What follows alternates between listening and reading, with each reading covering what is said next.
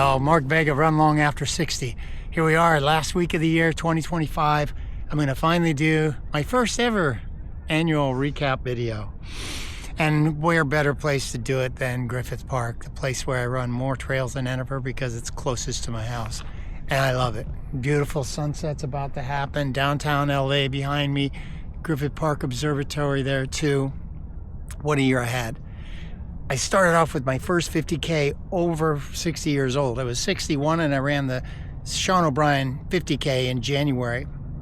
And then, actually it was February because it was pushed, it was canceled and rescheduled because of the fires in January. All of LA came together and I'm grateful for that. And I'm particularly grateful for all the rain we just got the last couple of days so as to not repeat last year's wildfires. Then I kept training and I even did a couple of reconnaissance runs and got lost trying to map out my Leona Divide 50 miler for April. Well, I did run Leona Divide 50 and I did finish it and finished just 20 hours, in 20 hours. And none other than Jesse Haynes was able to put that medal around my neck. Thank you, Jesse. I love it and I love Kira Henninger's races, all of them. And happy to volunteer anywhere, anytime I can. Then in the summertime, I did a 50K at midnight because it was inspired when I finished the Leona Divide 50 miler.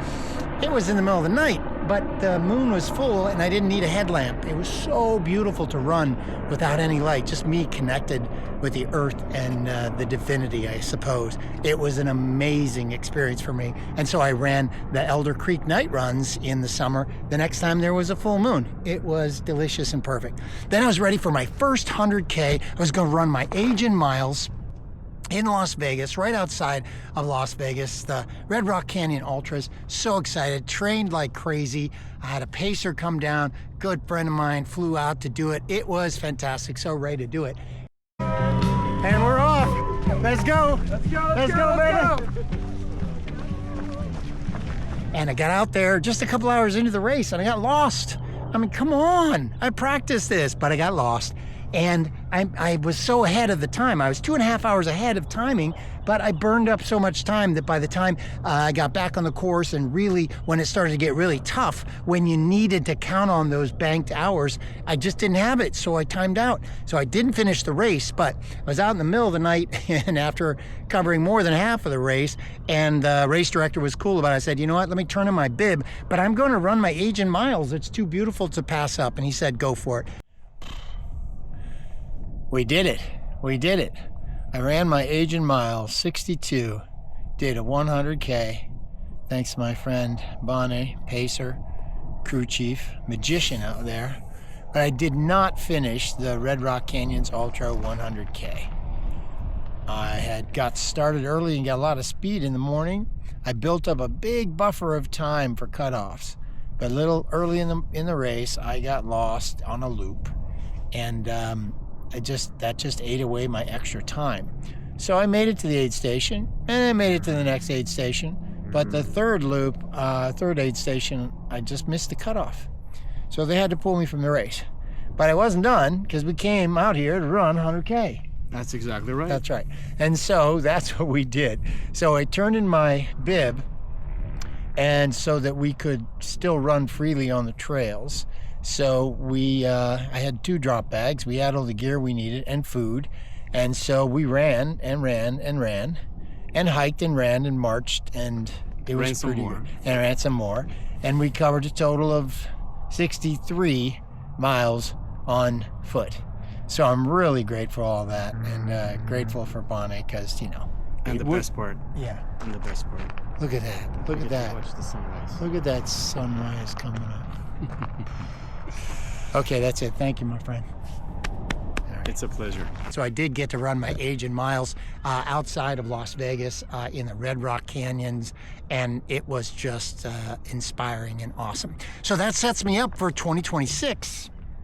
But wait, the best thing that happened for all of 2025 is after years and years of prodding and suggestions and people, clients and friends like, you got to start a podcast. I finally did, right? But it had to be something that spoke to me. And as I got older after 60 and I started to see some 60-year-olds doing pretty hard things, running long distances, just continuing to fight and grind, I got really inspired. So Run Long After 60 was born. So the objective is to, as we get older than 60, we got to keep exercising, stay fit. So just run long after 60. But then the second goal for me really was to run long after 60. So I searched out some unicorns, and the first one that came to mind was Stephanie Irving. When I saw her in the 60s age group, knowing that 14 people started Cocodona last year, and only 4 of them actually finished that race in the 60 to 69 age group, and only one woman, Stephanie Irving. I knew she was the first one, and so I pursued her as my first guest, and we were off to the races.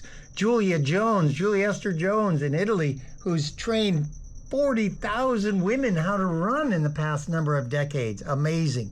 Lisa Pozzoni, a coach, true coach Lisa.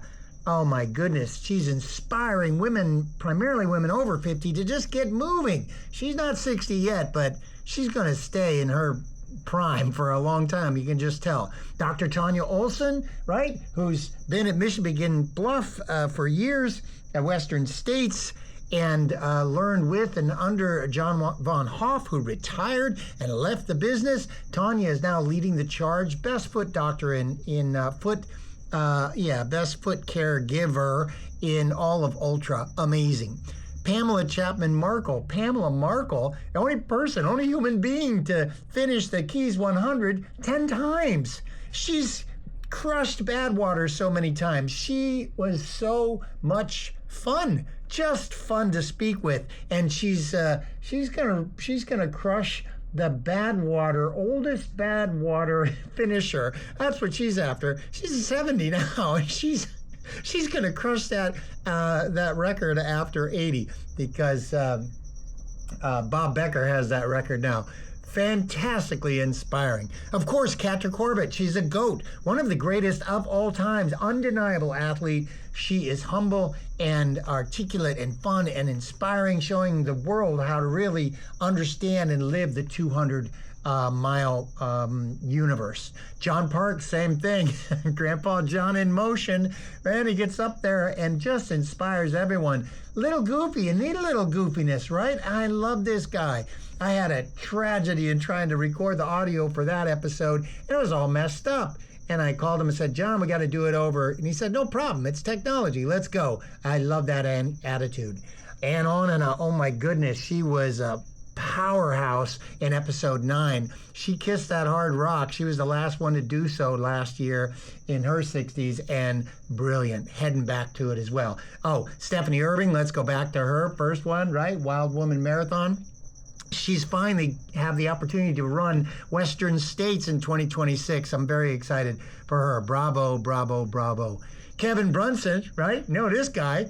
He's been on a run streak for more than 18 years. I mean, once you commit to something like that, insane. I never laughed so hard as when we got to speak with Kevin Brunson. How about Bernie Reinerson? You've seen Bernie, right? He's in his 70s. He's 74 years old. He trains lifting weights all the time. Bernie is the single-handedly inspired me to start understanding, Mark, it's not just, it's not rhetoric. And Bernie is really inspiring to help do that. Jim Glenn, you remember Jim Glenn? Robo runner, replace one hip and 2 knees and get out there and run. It changed his life. Born bow-legged for years and years, got the surgeries after many years when the technology shifted and changed. This guy is so inspiring. Great to speak with him. Of course, Paul James Johnson. Love Paul James Johnson. First lawyer I had the chance to speak to. He is a master of the 200s and is just crushing it. 69 and coming in hot. And, we talk a lot about age groups with all of my guests because we're all painfully aware of it. So Paul's coming in. He's going to be 70 soon enough, and my gut says when he hits 70, he's going to crush all those new age group categories. And I'm fortunate enough to go pace him at Cocodona 2026. Great invitation he made to me on the episode, and loved it. Cliff Matthews, can't forget Cliff Matthews. This guy's been around helping others from search and rescue perspective and otherwise. Just a good attitude. I laughed so hard with Cliff Matthews, and I'm so glad he was able to share with me so many stories on the road. In the running fast categories, how about this? Ruperto Romero. Here's episode 17, the very last one, 62 years old. This guy's finished 91% podiums. He's in his 60s, running fast. You know, he's one of the few people, only a handful of people have run 10 consecutive Angeles Crest 100-mile endurance races. He's one of them. He's got that Eagle Trophy. Ruperto, what a great attitude. So much fun to speak with. How about early on, Ray Sharp was the first elite runner that I had the chance to speak with. This guy's in his 60s. He's got surgeries left and right. He's still crushing Boston. This guy is so fast, I don't even know what to say about it. I thought I'd be talking with people in their 60s and, like me, very slow. Nope, cut that out. Ray Sharp's in a different category. Just like Ruperto, really. Different category completely. Pete Livingstone. Wasn't for Pete Livingstone having a big old smile on his face running 200-mile races, willing to introduce me to his friends and colleagues and getting more people on the podcast, including Cliff Matthews. Pete was just a superb guest and opportunity to speak with him. And then last but not least of all of the episodes, David Dix in the UK. Now, he's not 60 yet, but he's going to be. And his Instagram handle is Old Git Running. I just can't get enough of David Dix. He's just out there running, you know? Like most of us, people just got a day job, but he's out there running in the fells, and his whole UK experience is so different from my own that I just love to watch his content. So there we have it, 17 in and out on the list. I'm so inspired by all of these guests that I'm going to do them proud and do them right and do them justice. And how are we going to do that? Because we're going to keep going. Let's go. This isn't run long after 60 and then stop sometime. No. Let's keep going. So that's the greatest thing that happened in 2025. I appreciate my clients and my business. I'm still lawyering around the world, and I appreciate and love to do that. But boy, the running has really got me going, right? Okay, 2026. I hope you've got some great plans. This is the first year, even though I've been running a couple of years, this is the first year where actually, I do have to be intentional about my calendar for next year. I've been inspired by so many influencers, runfluencers, just great athletes all around. So many podcasts are really informative about how to do what we're trying to do and how I can do what I'm trying to do, which is to run long. So here it is, my calendar. I'm very excited about it. So I didn't finish the Red Rock Canyon 100K, though I did run my age and miles. So Sean O'Brien, I ran the 50K last year. I'm going to run the 100K end of January, over 16,000 feet of vertical gain. That's a challenge, and it's a tight time code, but I don't care. I'm doing it. I'm training. I'm going to get after it. And then I'm coming back to Leona Divide too in April. Lake Hughes, California, along parts of the Pacific Crest Trail. I love the 50-miler so much, I'm going to train hard and do my first 100-mile race at the Leona Divide. Same thing, it's a cutoff, and you got to be fit, and just a few hundred feet more of elevation on the Leona Divide 100-miler as it is for that Sean O'Brien 100K. So I'm really trying to get my fitness levels up and just be able to crush it. But the big, hairy monster, the big, hairy, audacious goal, building on the 100K and the 100-mile is definitely Bigfoot. In August of 2026, I'm going to run around Mount St. Helens 205 miles doing Bigfoot. And now I'm inspired by a lot of people who I did have the chance to interview, and so inspiring to hear and see these people over 60. Here's how it's done, Mark. Here's how to do it, Mark. Here's what I suggest, Mark. I couldn't believe how much information they were able to share, and I had a lot of laughs in the meantime. And I really hope and believe that I'm going to reach more people who are in their 60s who can hear these stories. I was inspired. Why wouldn't they be, right? So the last thing I promised myself, to finally be able to put all 17 episodes, that's how many we did in 2025, put all 17 episodes up on all the audio platforms. So finally, my workflow is in order and we'll be able to just streamline all the 2026 episodes. Okay, that's what I got. What a 2025 it was. I'm so excited for 2026. The last week of the year often has been my favorite week of the year because usually there's always at least one or two M&A transactions that I'm trying to close, like a deal of some sort that closes by the last day of the year for tax reasons. It's usually a tax-driven transaction, but almost always there's some fun things that get caught up and I get to spend time with in the last week of the year. And that's exactly what this is. So I'm glad to have been able to do at least the first one ever, and more to come. Okay, be safe, have fun as you close out your year.